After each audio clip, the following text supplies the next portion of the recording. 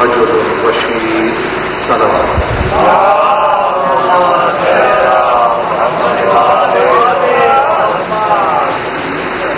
فیضان محترم، گفتار و آثار ترابی کے عنوان پر باقی رہتے ہوئے میں اپنی دوسری تقریر میں آج داخل ہو رہا ہوں۔ کل کی میری تقریر گو کے مقدماتی تقریر تھی، لیکن ایک ایسی فکر کو میں نے اپنے سننے والوں کی خدمت میں پیش کرنے کی عزت حاصل کی کہ جس میں مسئلے کے حل سے زیادہ ایک استفہامی صورت تھی، اور میں چاہتا یہی تھا اور یہی میری خواہش بھی ہے کہ ان تقاریر کو سننے کے بعد کوئی ایسی صورت ہمارے سامنے آئے کہ ہم ان علمی آثار کو محفوظ کر سکیں۔ ظاہر ہے کہ میں نے سما کراشی کل کی وقت ذرا سا زیادہ بھی میں نے لیا، لیکن آج حتی المقدور اور حتی الامکان یہی کوشش ہوگی کہ مختصر سے وقت میں کچھ ایسی گفتگو ہو کہ جس میں اثر بھی ہو، تاثر بھی ہو۔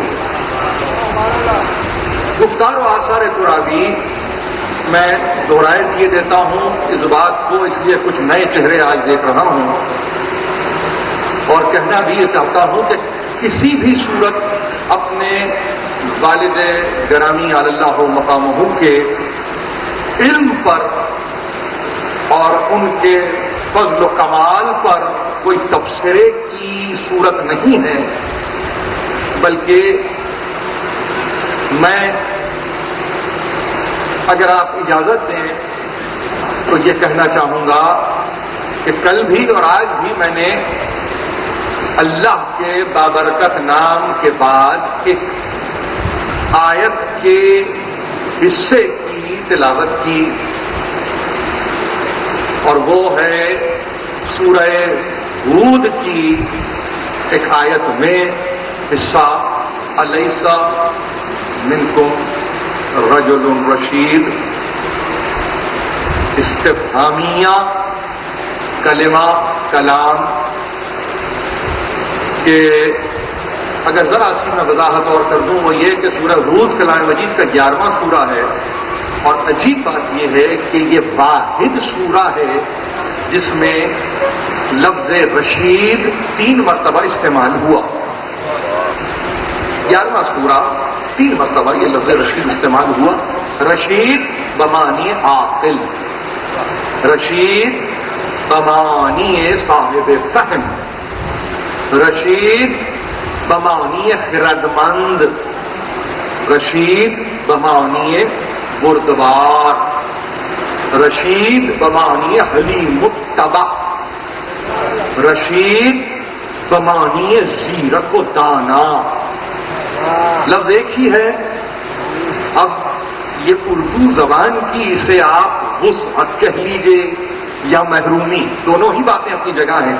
وسعت اتنے کی اس اعتبار سے کہ میں نے آپ کے سامنے یوں سمجھیے کہ مختلف طرح سے اس لفظ کو پیش کرنے کی کوشش کی، اور ظاہر ہے کہ اگر میں یوں کہوں کہ زبان ایک لفظ کے تعلق سے متحمل نہیں ہوتی کہ وہ بعین ہی ایک لفظ اپنی جانب سے دے دے، تو اسے آپ زبان کی مجبوری بھی سمجھیے۔ 3 طرح اور 3 مقام پر اس لفظ کو استعمال کیا۔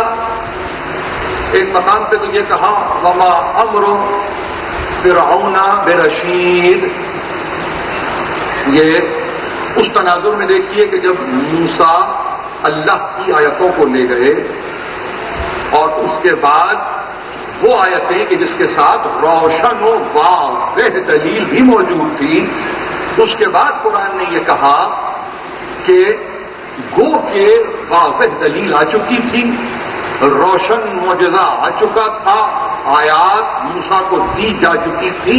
اس کے باوجود بھی انہوں نے فرعون کی اتباع کی، اور اس کے بعد آیت یہاں ختم ہوئی وما امر فرعون برشید.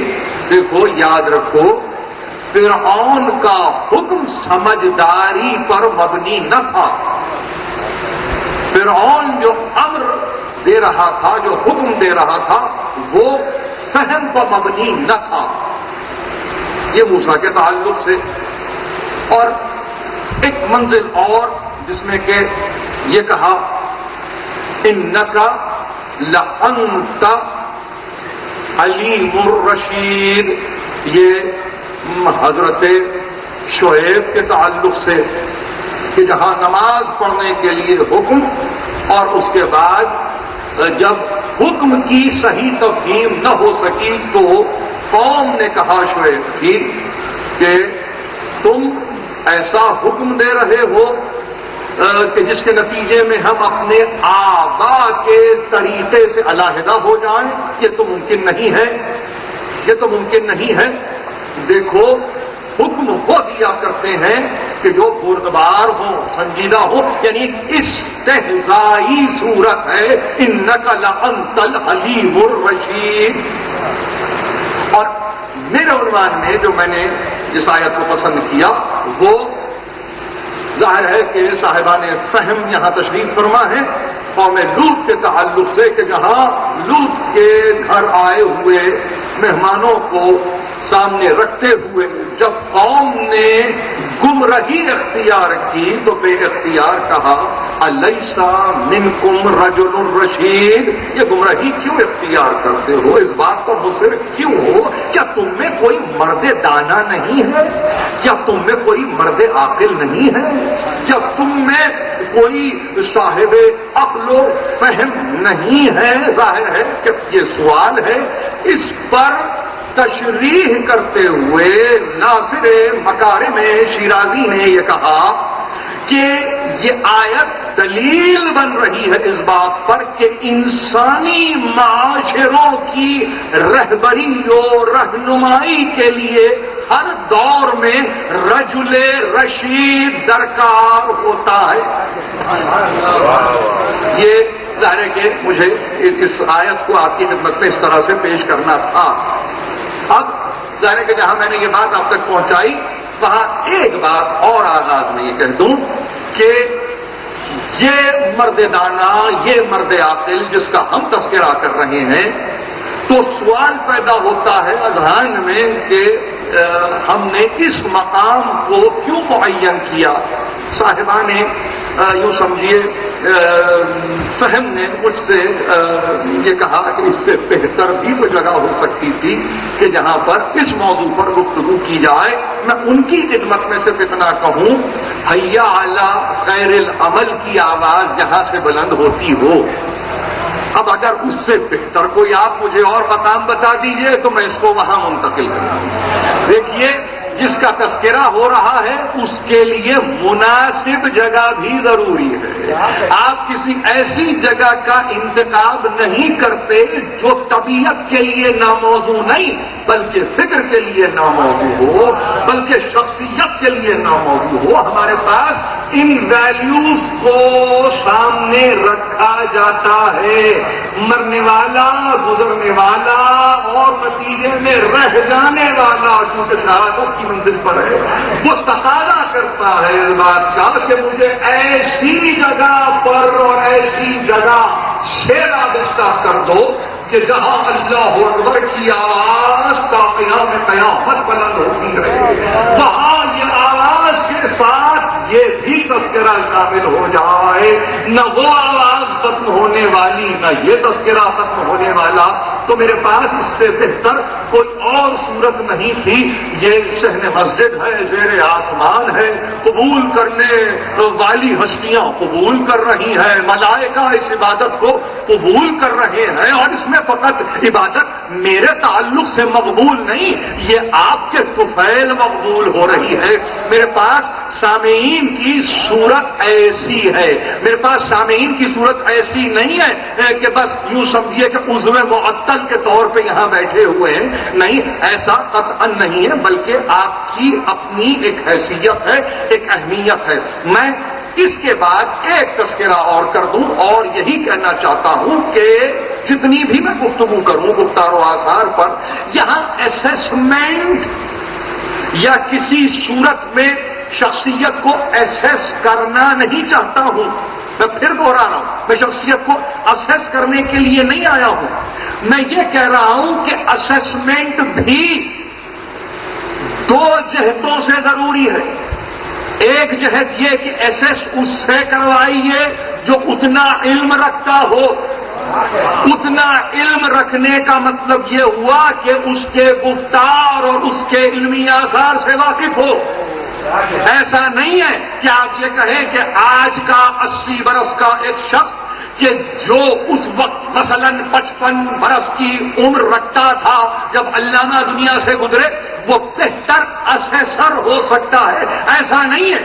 جب تک کہ علم برابر کا نہ ہو اس وقت تک نہ ظن سے کام لیا جا سکتا ہے, نہ تخمین سے کام لیا جا سکتا ہے, نہ گمان سے گفتگو کی جا سکتی ہے.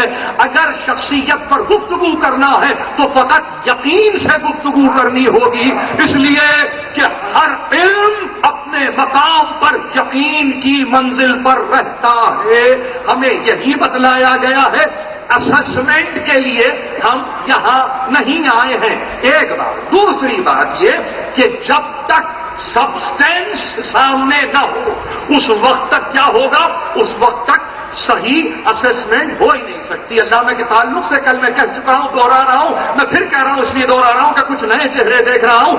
چونکہ ان کے علمی آثار منتقل ہی نہیں ہوئے, لہذا صحیح اسسمنٹ نہیں ہو سکتی. میں اپنی تقریر میں آگے بتاؤں گا آپ کو کہ یہ میں نے کیوں کہا, کس لیے کہا, اور اس کی زد میں کتنے بڑے بڑے علماء آئے کہ آج نام رہ گیا مگر کام سے دنیا واقف نہیں ہے. بہت احتیاط کی ضرورت ہے. ایک مضمون بھی پڑھتے ہوئے, ایک مقالہ بھی پڑھتے ہوئے. دیکھیے عجیب بات میں آپ سے کروں, اس علامہ قرابی سے 20 افراد یہاں واقف ہیں کہ جنہوں نے پوسٹ پارٹیشن دیکھا ہے, مگر جو پری پارٹیشن دیکھ چکے ہیں آج وہ ہم میں نہیں ہے. اور اگر ہے تو خدا انہیں عمر طویل عطا فرمائے, انہیں صحت کے ساتھ باقی رکھے. یعنی سن 48 تک کے ہندوستان پر نظر رکھنے والے کم ہو گئے. تو اس کا مطلب کیا ہوا, اس کا مطلب یہ ہوا کہ فقط آپ اس ربع صدی سے علامہ کی واقف ہیں جو پاکستان میں انہوں نے گزاری. تو کیا ایسے علم کا ربع صدی کو سامنے رکھ کر احاطہ کرنا کیا کسی صورت انصاف ہوگا؟ کیا یہ عدل کے عین مطابق ہوگا؟ آواز یہ آئے گی کہ نہیں, ہم نصف حیات علمی سے تو واقف ہی نہیں ہے. اگر میں آپ سے یہ کہوں علامہ اقبال کو سمجھنے کے لیے اس علامہ اقبال کو سمجھیں جو سن 13 کے بعد ہے, تو اس کا مطلب یہ ہے نہ آپ کی نگاہ میں بانگ ذرا آئے گی, نہ بال جبریل آپ کو سمجھ میں آئے گی, نہ ضرب کلیم سمجھ میں آئے گی. اسی لیے شروع سے پہچانا جاتا ہے, شروع سے دیکھا جاتا ہے. ان باتوں کو میں اس لیے کہہ رہا ہوں کہ آج ہمارے پاس اگر میر انیس زندہ ہے, دیکھیے بڑی اہم بات کر رہا ہوں, 200 برس ہو گئے میر انیس کو دنیا سے گزرے ہوئے, مگر آج حیات انیس اس لیے بھی ہے, معجزاتی تو ہے لیکن اس لیے بھی ہے کہ آثار کو پوری طرح سے ضبط کیا گیا. یعنی ایسا نہیں ہے کہ بیشتر مراثی دستیاب نہ تھے اور میر انیس سب کو یاد ہو گئے, نہیں, بیشتر مراثی دستیاب ہوئے اس لیے انیس محفوظ رہ گئے، سماعتوں میں بھی محفوظ رہے، حافظے میں بھی محفوظ رہے، نتیجے میں محققین کے بعد بھی محفوظ ہو گئے۔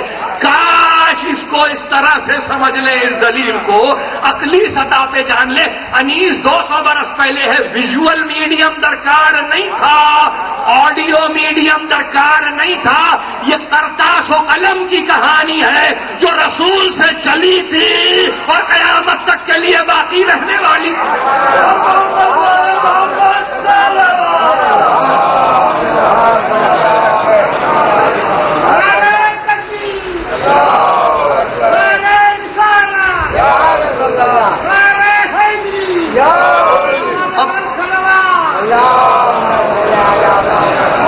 آپ میری بات کو میں سمجھ رہا ہوں، مؤدبانہ میں آپ سے گفتگو کر رہا ہوں، اس میں کوئی ایسا نہیں ہے کہیں کوئی یہ نہ سمجھے کہ میں کچھ پڑھا رہا ہوں، سکھا رہا ہوں، نہیں۔ فورم آپ کے سامنے ہے، پوڈیم آپ کے سامنے ہے، فارمیٹ آپ کے سامنے ہے، میں نے خود اس کو پسند کیا اس لیے کہ میں آپ سے قریب ہونا چاہتا تھا۔ ممبر پر ذرا سی یہ لبرٹی نہیں ہوتی جو اس وقت میں حاصل کر رہا ہوں، لیکن اس کے ساتھ ساتھ ایک بات عرض کروں آپ کو کہ ایک اور جسے آپ بددیانتی کہیے وہ یہ بھی ہوئی کہ علامہ کو مسلسل پڑھ کر اور مسلسل ان سے استفادہ کرنے کے باوجود خطبہ نے، ذاکرین نے، واعظین نے انہیں سند کے طور پر ممبر سے پیش نہیں کیا۔ یہ عجیب بات آپ سے عرض کر رہا ہوں، علمی حیات امانت اور امین کے تصور سے باقی ہے۔ اگر کوئی جو پڑھا ہوا علامہ کا پڑھ دے اور اس بات کا ایک ایڈوانٹیج اٹھائے کہ 35 برس ہو گئے، ایک نئی نسل میرے سامنے بیٹھی ہوئی ہے، کیا ضرورت ہے ریفرنس دینے کی، کیا ضرورت ہے حوالہ دینے کی، کیوں نہ اس کو اپنے کھاتے میں ڈلوا لوں، تو یہاں تو اپنے کھاتے میں ڈلوا لیں گے، مگر روز محشر جناب سیدہ جب یہ آواز دیں گی کہ کس کا پڑھا ہوا پڑھ رہے تھے، کم از کم یہ تو بتا دیتے۔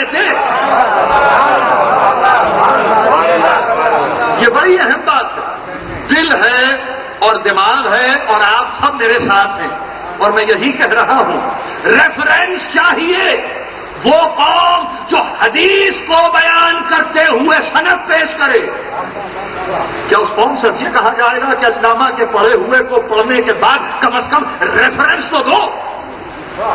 لیکن یہاں ایسی مہم تاریخی جو عقل و خرد پر تاریخ، اب یہ بنیادی باتیں بھی بتائی جائیں، یعنی پی ایچ ڈی کا مقالہ اگر آؤٹ آف ریفرنس ہو جائے، نہیں ایک بات اور آگے کر دوں، کسی بھی زمانے میں لکھے ہوئے مقالے کے تعلق سے اگر یہ بات معلوم ہو جائے کہ سند کسی اور کی تھی، حوالہ کسی اور کا تھا، تو زمانہ کوئی بھی ہو پھر ایسا پی ایچ ڈی کا مقالہ قابل اعتبار نہیں جانا جاتا، اور ایسے محقق کو پھر کسی صورت بھی مستند نہیں جانا جاتا۔ ایک پی ایچ ڈی کا مقالہ کیا حیثیت ہے اس کی، کیا اہمیت ہے؟ دنیا ہی تو ہے نا اس میں، اور تو کچھ نہیں ہے، لیکن وہ مجلس حسین جس میں عقبہ بھی ہے، بددیانتی کا یہ آلہ کہ تذکرہ پورا کرتے ہیں لفظ بلفظ تقریر، لیکن کیفیت یہ ہوتی ہے کہ بس سند نہیں، تو اب کہاں اپنے آپ کو آپ پائیں گے؟ اب اس کے لیے میں نے ضروری سمجھا کہ خود علامہ کے تعلق سے میں اس تحریر کو، اور میں اس کو ایک نشست میں نہیں پڑھوں گا، اس لیے کہ یہ تفسیر طلب، تشریح طلب، پرعزمانی ہے۔ عجیب بات یہ ہے، میں نے کل عرض کیا تھا آپ سے کہ یہ وہ تحریر ہے جو ظاہر ہے کہ مجھ تک میری والدہ نے پہنچائی، اور شاید یہ دن معین تھا بلطف الہی اور بتصدق محمد و آل محمد علیہ السلام، اور میں انتہائی افتخار کے ساتھ سرمایہ افتخار سمجھتے ہوئے اس کو آپ کے حوالے کر رہا ہوں۔ عجیب بات یہ ہے کہ علامہ کا طریقہ یہ رہا کہ وہ افکار جس کو وہ مجلس میں بیان کیا کرتے تھے اس کو بعد میں دو طرح سے ضبط تحریر کرتے تھے. ایک وہ کہ جو اس مجلس کی نکات پر مبنی، اور ایک وہ چونکہ ظاہر ہے کہ طبیعتاً شاعر بھی تھے، لہذا اپنے اس کلام کو جسے وہ نظم کرنا چاہتے اسے منظوم مسلسل کیے جاتے. شخص ایک، لیکن دو طرح سے اپنی فکر کو مقید کرتے ہوئے. اس میں جو سب سے اہم بات میں آپ کی خدمت میں پیش کروں وہ نکات 2 جلدوں میں ان کے ہاتھ سے لکھی ہوئی محاضرات کے نام سے، جس کے صفحے اول پر انہوں نے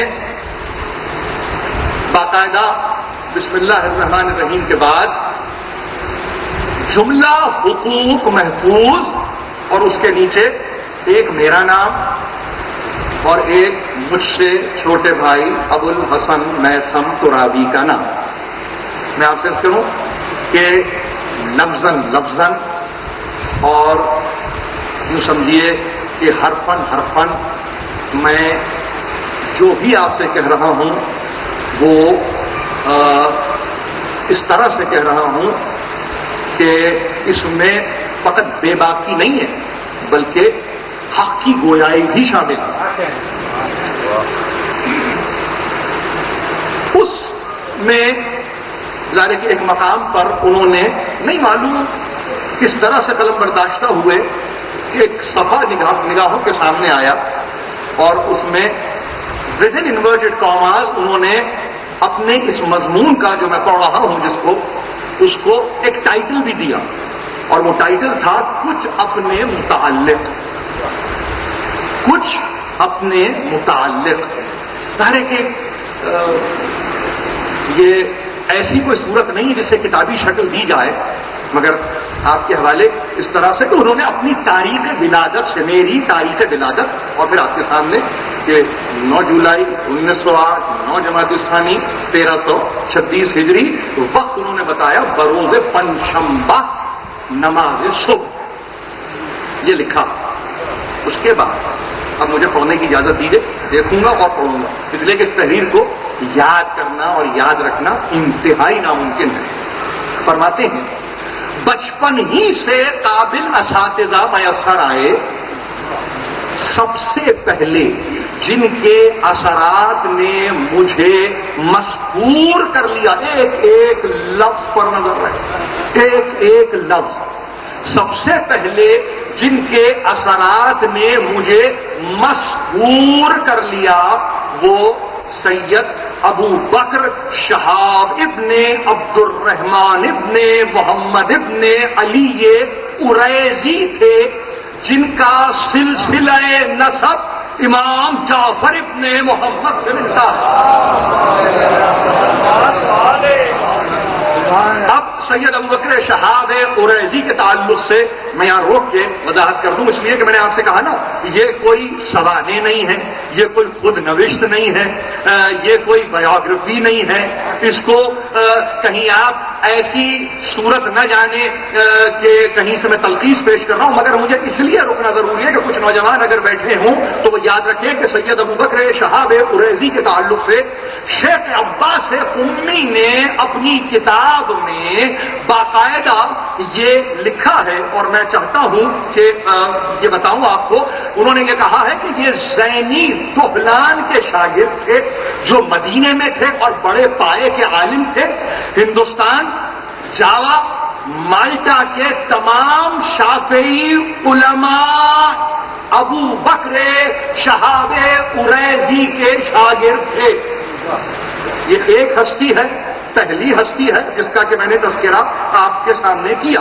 تو فرماتے یہ ہے کہ ظاہر ہے کہ یہ وہ ہیں کہ جن کے افکار نے یا یوں سمجھیے کہ جن کے اثرات نے مجھے مسحور کر لیا. دارالعلوم حیدرآباد دکن انہی کی نگرانی میں تھے اور سارے علماء ان سے استفادہ کیا کرتے تھے.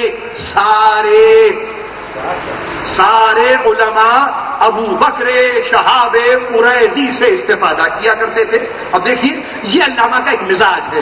ان کی تاریخ ولادت 1262 ہجری اور تاریخ وفات جمعہ 10 جمادی الاولی 1341 ہجری.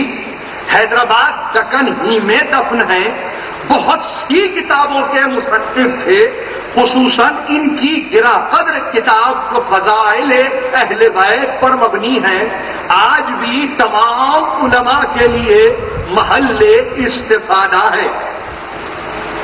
دوسرے صدر العلماء مولوی سید غلام حسین آل اللہ مقامہ. ظاہر ہے کہ حیدرآباد دکن میں جنہوں نے زندگیاں گزاری ہیں وہ واقف ہیں ان اسماء سے جو میں ان کی خدمت میں پیش کر رہا ہوں. دوسرے صدر العلماء مولوی سید غلام حسین آل اللہ مقامہ، جنہوں نے شیخ زین العابدین مازندرانی سے اجازت اجتہاد لیا تھا. اب یہاں پر میں آپ سے عرض کروں مولانا غلام حسین صاحب کے بلا بڑے احسانات ہیں، ان کے بڑے احسانات ہیں. یعنی ان کی تاریخ ولادت یاد رکھیے 1853 عیسوی ان کی سال ولادت اور 1933 عیسوی ان کا سال وفات ہے. یہ فقط ایسا نہیں ہے کہ زین العابدین مازندرانی سے انہوں نے اجازت اجتہاد لیا، بلکہ ابو القاسم ابن سید علی طباطبائی اور محمد حسین کاظمینی نجفی سے بھی انہوں نے اجازت اجتہاد لیا. ان کا کنٹریبیوشن اگر میں آپ کو بتاؤں، ان کا کنٹریبیوشن یہ ہے کہ انہوں نے نہ صرف یہ کہ وہاں پر غیر مسلموں کو دائرہ اسلام میں داخل کیا، بلکہ ان کا کنٹریبیوشن یہ ہے کہ ہمارے وہ افراد جو آج خوجہ کمیونٹی کو بلانگ کرتے ہیں ان کے اجداد کو دائرہ دین میں لانے والے ہیں. مولانا سید غلام حسین آل اللہ مقامہ. اور اگر یہ میں کہوں تو غلط نہیں ہوگا کہ ایسٹ افریقہ کے خوجہ بھائیوں پر ان کا احسان عظیم ہے. اس بات کو تاریخ کے طور پر آپ کی خدمت میں پیش کر رہا ہوں. میں نے کہا نا یہ تحریر فقط ایسے نہیں تھی کہ میں اس کو پڑھتا چلا جاؤں اور آپ کے سامنے کوئی کہانی بیان ہو جائے. نہیں، میں نے یہ چاہا کہ اس میں آنے والے وہ اسماء، وہ نام جو علامہ نے اپنی تحریر میں ضبط کیے ہیں اس تعلق سے میں وضاحت پیش کر دوں تاکہ یہاں جو بیٹھے ہوئے ہیں کہیں کوئی اور نام نہ سمجھ لیں، کہیں ایسا نہ سمجھے کہ یہ مقامی علماء کا تذکرہ ہو رہا ہے، کہیں یہ نہ سمجھے کہ یہ ایسے لوگ تھے جن کا علم سطحی تھا. نہیں، بلکہ ایسی کیفیت نہیں ہے. ان کے تعلق سے ایک بات اور یاد رکھیے کہ انہوں نے ظاہر ہے کہ ایک کتاب کو ترتیب دیا اور بھی ان کی کتابیں ہیں، مگر شمس الہدایہ نامی وہ کتاب غلام حسین صاحب قبلہ اللہ مقامہ کی ہے کہ جس کو تعلیف کرنے کے بعد آخر میں انہوں نے اپنے مشائخ اجازہ کا بھی تذکرہ کیا اور اپنے اجازوں کو سند کے ساتھ بھی رکھ دیا.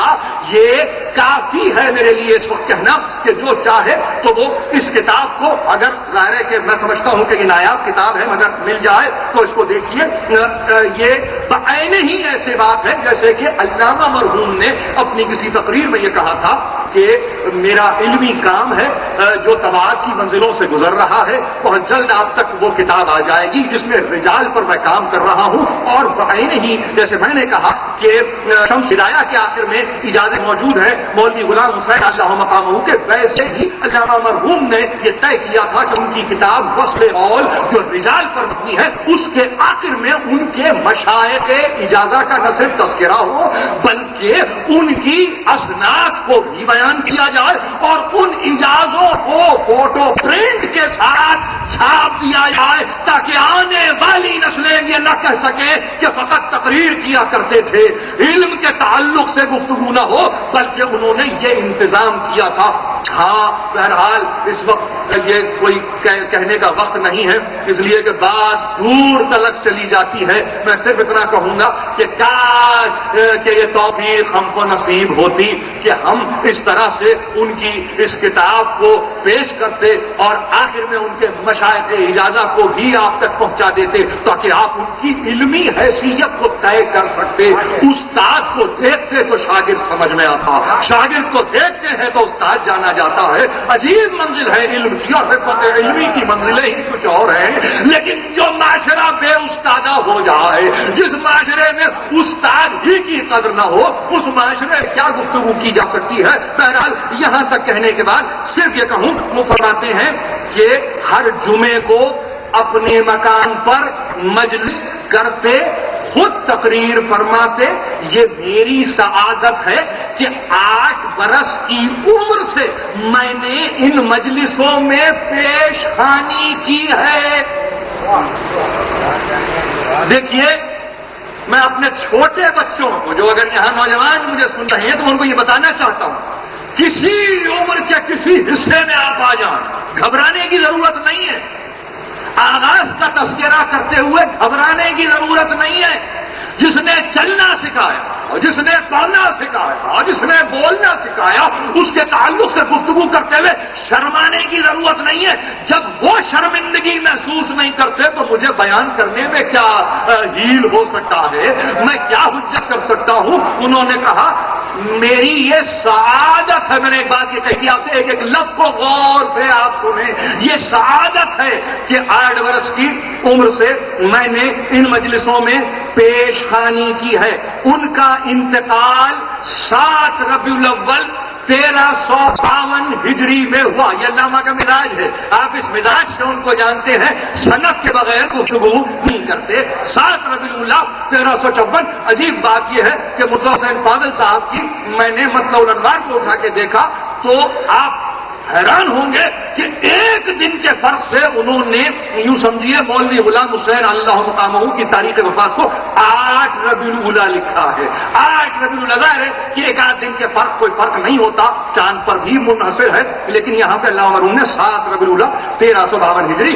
اور اس کے بعد کہتے ہیں فخر العارفین والمحققین حضرت مولانا عباس علی شریف صاحب، جن کے صاحبزادگان اس وقت کراچی میں تشریف رکھتے ہیں، اکثر اپنی تقریروں سے پہلے مجالس میں مجھے حکم دیا کرتے تھے کہ میں کسی مسئلے پر گفتگو کروں.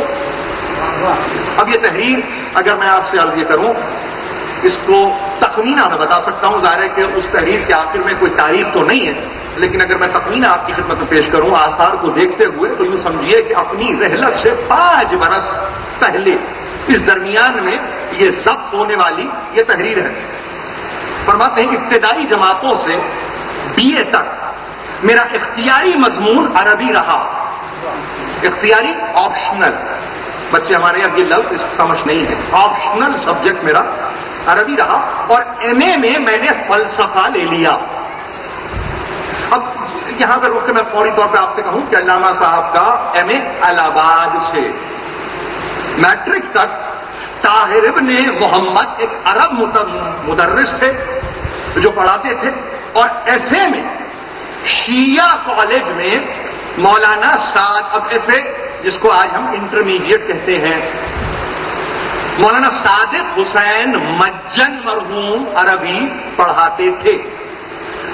حضرت مولانا سبت حسن مرحوم کے نام سے تو آپ واقف ہیں نا، اور ظاہر ہے کہ اس کی میں وضاحت بھی کروں گا اس لیے کہ ہمارے لیے بہت مسئلہ تفہیم کا ہو جاتا ہے. فرماتے ہیں حضرت مولانا سبت حسن مرحوم 3 برس تک، یعنی 1924 کے آغاز سے 1926 کے اختتام تک. اب علامہ جی کیا عمر طے پائی آپ کے سامنے؟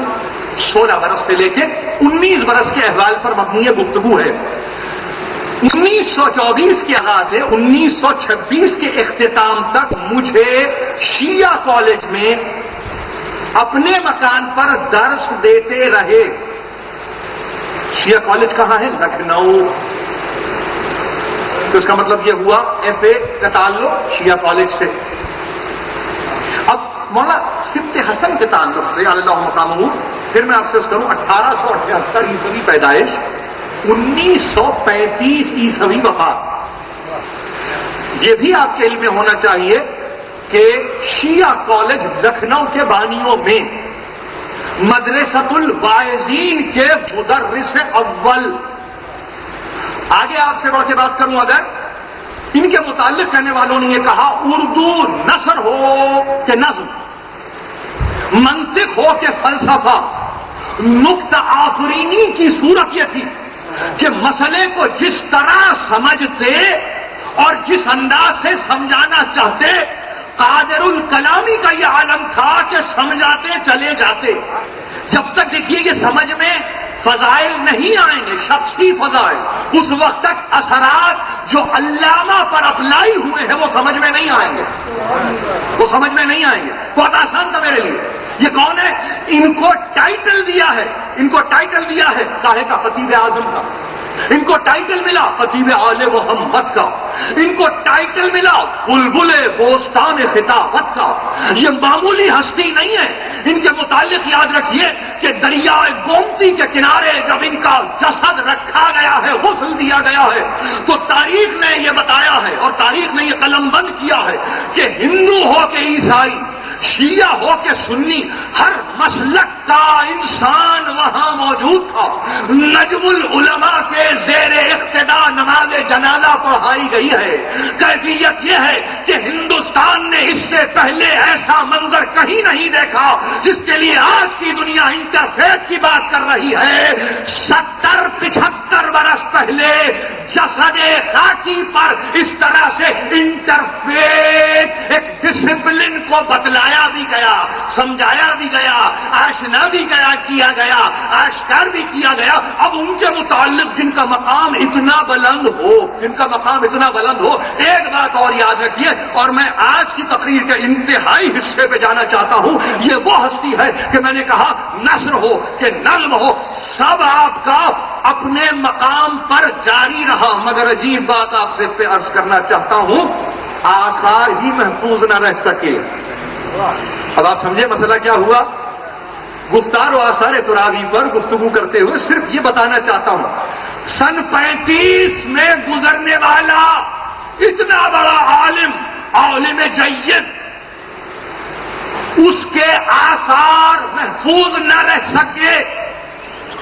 مضامین بھی لکھے، باقاعدہ اشعار کا پورا دیوان بھی تھا. نہ ترتیب کے مرحلے سے گزرا، نہ تدوین کی منزل پہ آیا. زمانے کے ہاتھوں ضائع ہو گیا. آج کے بچے کو اگر یہ بتائیں کہ سبط حسن کو سمجھو تو پلٹ کے کہتا ہے آثار علمی کو ظاہر کرو. کیا اس سے بھی ہم سبق نہیں لیں گے؟ دیکھیے عجیب بات عرض کر رہا ہوں آپ سے. یعنی اگر میں 100% کیلکولیٹ کروں تو 73 برس ہو گئے. میں واقف نہیں ہوں استعداد علمی سے. بیشتر یہاں ہوں گے کہ جن کا سن ہوگا 75 برس کا، مگر چونکہ آثار علمی ضبط تحریر نہ ہو سکے تو کیا اس میں گزرنے والے کا قصور ہے یا رہ جانے والی نسل کا قصور ہے؟ قصوروار ہے کون؟ وہ جو زمانے کے حوالے اپنی فکر کر رہا ہے، یا وہ زمانہ جو اس فکر کو محفوظ نہیں کر پا رہا ہے؟ ان کے متعلق آخری بات سن لیجئے. فرماتے ہیں حق یہ ہے، اب اللہ اور ان کی تحریر اس مقدمے ہے چھوٹے سے، یعنی یوں سمجھیے ایک ذرا سے انٹرو کے بعد، حق یہ ہے کہ انہی کی مسلسل محنت نے مجھ میں شعور خطابت پیدا کر دیا. سبط حسن سن 24 سے سن 26 3 برس.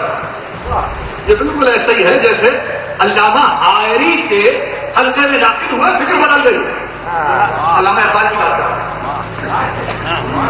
یہ عجیب بات اس جملے کو دوبارہ سنیے. دیکھیے جملہ کے لوگ سے شروع ہوگا، حق یہ ہے، حق. ہمارے پاس حق کے کوئی اور معنی نہیں ہے سوائے ایک کے. حق یہ ہے کہ انہی کی مسلسل محنت نے، گھر پہ درد دیا کرتے تھے نا، لکھا مجھ میں شعور خطابت پیدا کر دیا. کالج میں منطق اور فلسفے کا بھی امتحان دینا پڑا. شیعہ کالج میں پرنسپل مسٹر سین خود منطق پڑھاتے تھے. یونیورسٹی کے تعلیم کے بعد یعنی ایم اے کی تکمیل کے بعد ایک عرصے تک کے لیے نجف میں قیام رہا. اب آج کا نوجوان اس سے واقف نہیں ہے. یعنی چونکہ امامہ سر پہ نہیں دیکھا علامہ کے اور گوشت پہ ابا نہیں دیکھی تو واقف ہی نہیں.